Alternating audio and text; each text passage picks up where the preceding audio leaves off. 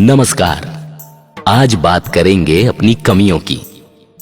इस दुनिया में हर इंसान में कोई ना कोई कमी होती है और अधिकतर लोग अपनी उस कमी को लेकर निराश हो जाते हैं। जैसे फला इतना अच्छा गाता है लेकिन मैं क्यों नहीं, फला इतना अच्छा दिखता है मैं क्यों नहीं, फला आदमी इतना एक्टिव है मैं क्यों नहीं।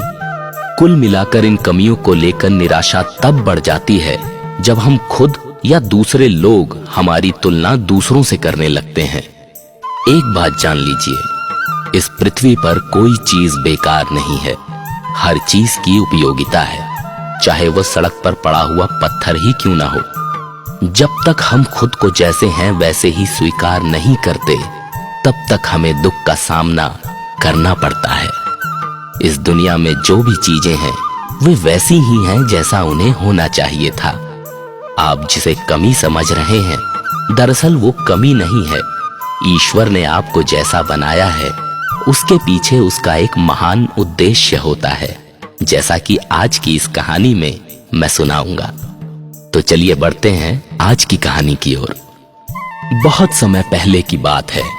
किसी गांव में एक किसान रहता था। वो रोज सुबह उठकर दूर झरनों से स्वच्छ पानी लेने जाया करता था। इस काम के लिए वो अपने साथ 2 बड़े घड़े ले जाता था, जिन्हें वो डंडे में बांधकर अपने कंधे पर दोनों ओर लटका लेता था। उनमें से एक घड़ा कहीं से फूटा हुआ था और दूसरा एकदम सही था।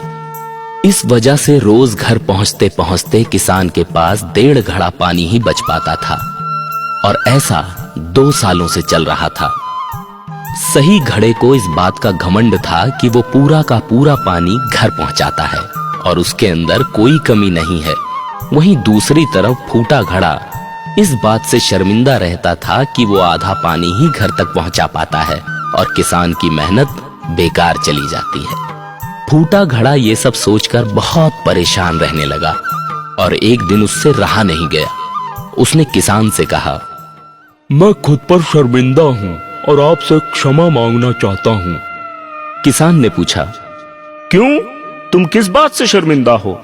शायद आप नहीं जानते, मैं एक जगह से फूटा हुआ हूँ और पिछले 2 सालों से मुझे जितना पानी घर पहुँचाना चाहिए था बस उसका आधा ही पहुँचा पाया हूँ। मेरे अंदर ये बहुत बड़ी कमी है और इस वजह से आपकी मेहनत बेकार होती रही है। फूटे घड़े ने दुखी होते हुए कहा। किसान को घड़े की बात सुनकर थोड़ा दुख हुआ और वो बोला, कोई बात नहीं, मैं चाहता हूँ आज लौटते वक्त तुम रास्ते में पड़ने वाले सुंदर फूलों को देखो। घड़े ने वैसा ही किया। वो रास्ते भर सुंदर फूलों को देखता आया।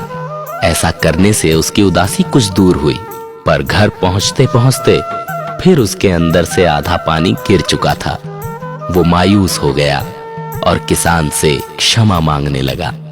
किसान बोला, शायद तुमने ध्यान नहीं दिया, पूरे रास्ते में जितने भी फूल थे वो बस तुम्हारी ही तरफ थे। सही घड़े की तरफ एक भी फूल नहीं था। ऐसा इसलिए क्योंकि मैं हमेशा से तुम्हारे अंदर की कमी को जानता था और मैंने उसका लाभ उठाया। मैंने तुम्हारे तरफ वाले रास्ते पर रंग बिरंगे फूलों के बीज बो दिए थे। तुम रोज थोड़ा थोड़ा करके उन्हें सींचते रहे और पूरे रास्ते को इतना खूबसूरत बना दिया। आज तुम्हारी वजह से ही मैं इन फूलों को भगवान को अर्पित कर पाता हूँ और अपना घर सुंदर बना पाता हूँ। तुम ही सोचो, अगर तुम जैसे हो वैसे नहीं होते तो भला क्या मैं ये सब कुछ कर पाता? हम सभी के अंदर कोई ना कोई कमी होती है, पर यही कमियां हमें अनोखा बनाती हैं। उस किसान की तरह हमें भी हर किसी को वो जैसा है वैसे ही स्वीकार करना चाहिए और उसकी अच्छाई की तरफ ध्यान देना चाहिए। और जब हम ऐसा करेंगे तब फूटा घड़ा भी अच्छे घड़े से मूल्यवान हो जाएगा।